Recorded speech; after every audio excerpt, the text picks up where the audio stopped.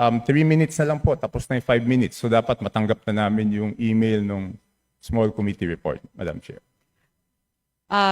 Again, the committee secretariat is looking into that.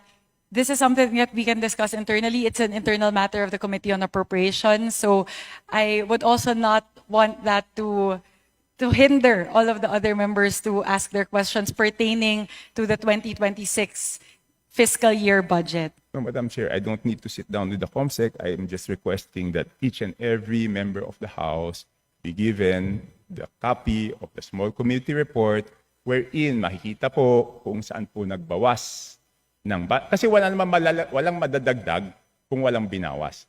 So yun lang po ang hinihingi ko, pakita lang kung saan binawas at saan dinagdag. Yun lang ang hinihingi ko. And hindi naman po pwede ngayon lang yan gagawin kasi yan public record yan eh. And I'm sorry to disagree, but public funds is not an internal matter. Di ba kaya nga natin ginawang transparent to because it's not internal. Pag nagtanong tayo tungkol sa pera ng taong bayan, every question is valid and every question is a public matter. It is not an internal matter dahil pera po ito ng taong bayan.